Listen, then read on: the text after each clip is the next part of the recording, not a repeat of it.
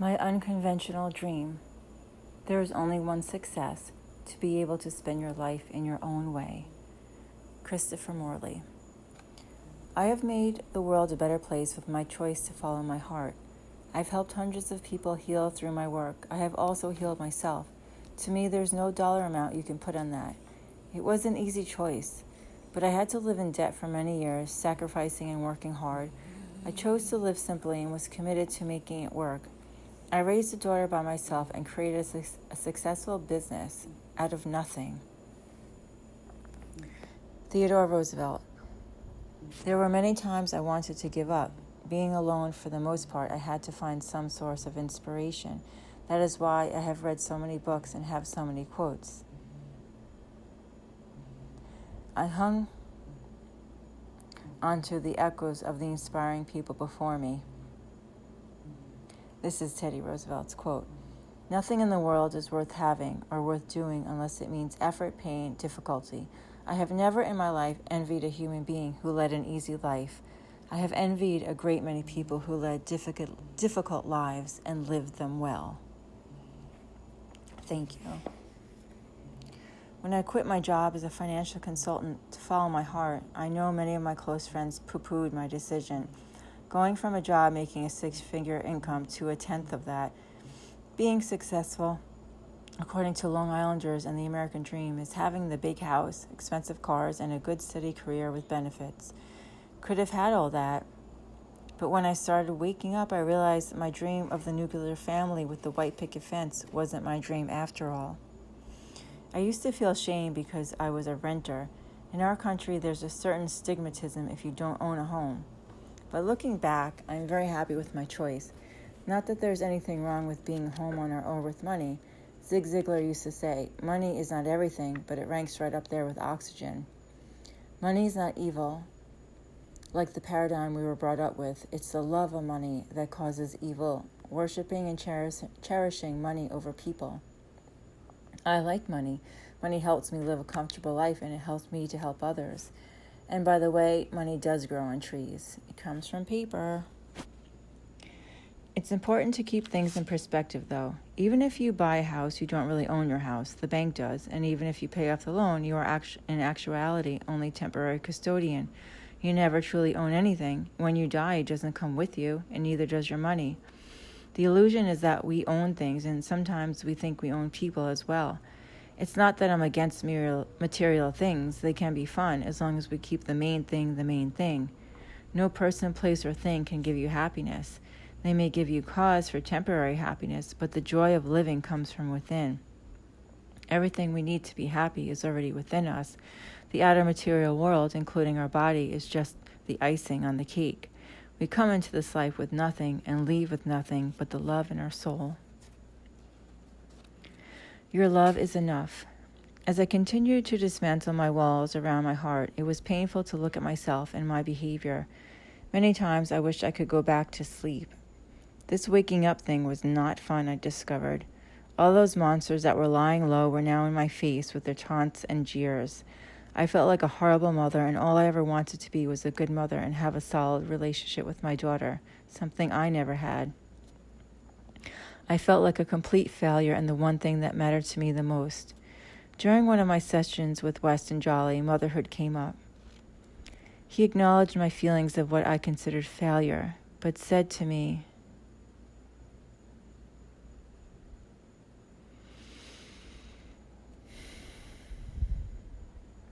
your dedication to your daughter, your love, that is enough. Your love is enough was just the silver lining I needed to hear. My love is enough replaced my mantra, I'm a bad mother. I would hear this message again 5 years later from another angel in my life, Elizabeth, who made me write it down on paper to get it into my thick head. I've come to learn that even if we screw up as a parent and think we've screwed them up, if we love them and we are dedicated to them, love will prevail. Our love will be enough to carry them through. It will be the one thing that will stay with them throughout their entire lives. And the cool thing is that it doesn't matter to a child if you're not their real parent. As long as there is one adult or one person supporting and loving them and being a mirror for them in a healthy way, that child will grow up to be healthy and happy. As much as I made outer changes in my life to accommodate having a child and being there for her as much as possible, and worked on believing that my love was enough, I still had unresolved pain that kept me from being emotionally available to my daughter. If all of a sudden God gave me a chance to go back in time and do one thing differently, I would pick the time I had with my daughter.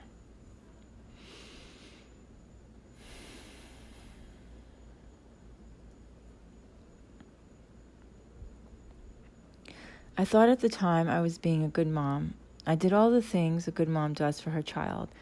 Take care of her, bathe her, feed her, clothe her, buy her things, shelter her, school her, take her to dance practice, go to teacher meetings, drive her to play dates, have sleepovers, birthday parties, etc. However, there are two kinds of present. One is the physical part, mechanical if you may, and the other is the emotional part. I may have been there for her to do all those things physically, but emotionally I was not present. How could I be fully present if I was not present for myself?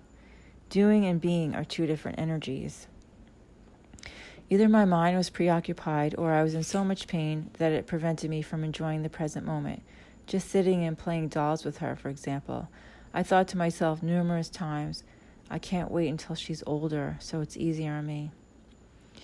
Now I would do anything to turn back the clock and have that time with her once more, even to play Barbies, the one thing I despise, or to drive her to high school one more time, even with the yelling. It's so fleeting and precious. I miss her so much. Being a parent is heartbreaking. It tests you in every way, but I wouldn't trade any of it for the world. My daughter, my inspiration, and my teacher gave me a run for my money. At my wit's end, I sent my 13-year-old to Georgia to live with my friend and her family for 8th grade. They had 3 children of their own and were a strict nuclear family. I thought having the family stability would help straighten her out. I didn't want her to feel like I was abandoning her, but I was scared that I was screwing her up.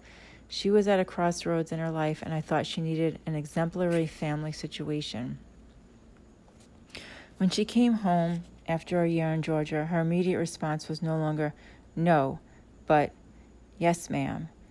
Quite taken aback with this new development, I thought maybe her oppositional defiant disorder was cured at last. It was music to my ears. Lasted about 2 weeks, then she reverted right back to her old ways. As I look back now, that was probably because I was still in my old ways. When she was 7 years old, she used to say, "When I'm 18, I'm moving out and getting my own apartment."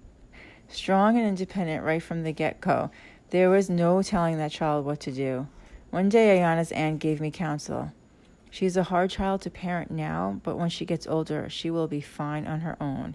You won't have to worry about her. I used to say to myself again, I can't wait. When she graduated from high school and turned 18, she did exactly what she said she was going to do at 7 years old, move out and get her own apartment. Since she was familiar with Georgia, that's where she decided to move. We drove her small Toyota Corolla down, packed to the brim.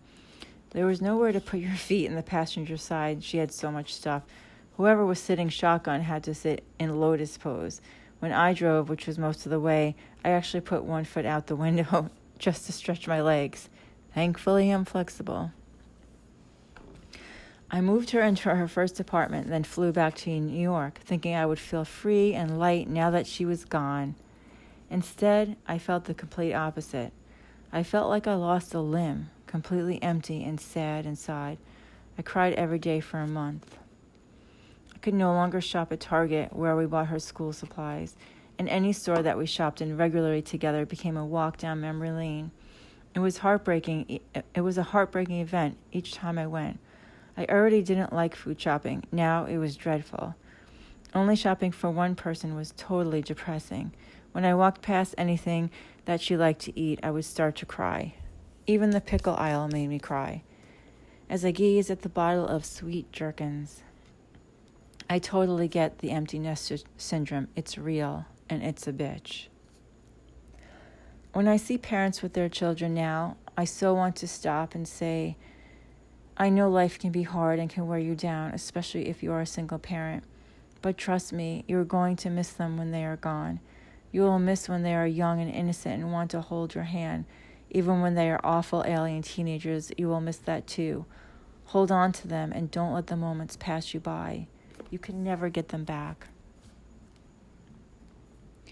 I am so proud of my daughter. Even though we had some rough patches and there were definitely times when I wasn't sure what the outcome would be, I guess my love was enough after all. She has followed in my footsteps, focusing her dreams on her dreams, no matter what the naysayers say. She is a light worker and healer. She used to eat a pint of Ben & Jerry's for dinner. Now she eats healthier than I do. She practices yoga, meditates, takes risks, and is going for her dreams of becoming a singer, on top of going back to college. My daughter is so much like me, and I am so proud of her.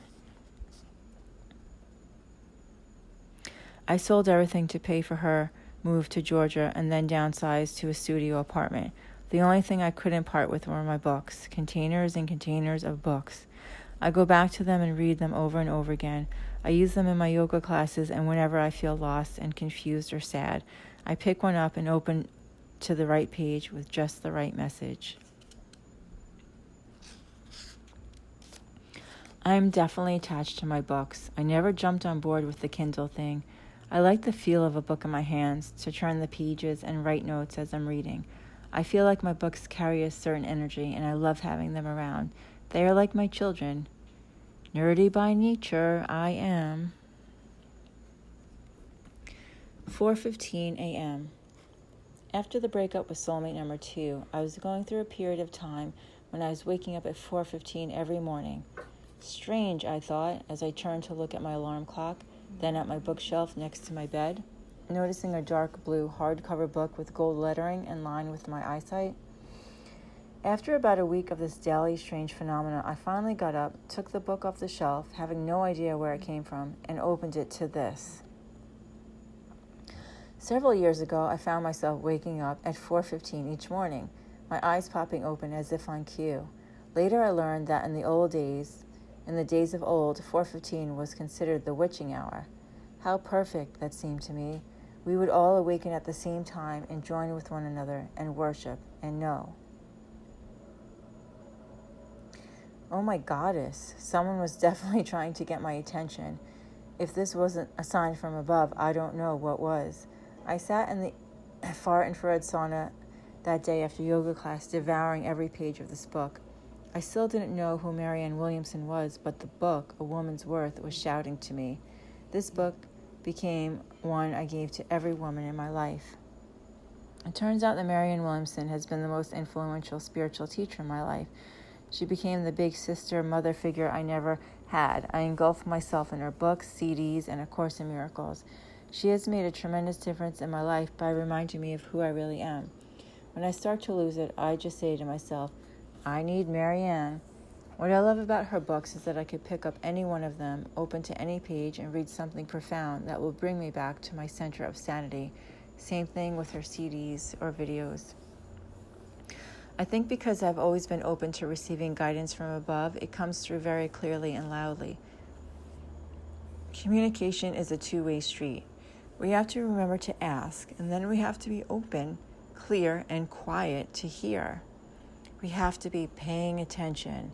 Simple but practical spiritual advice.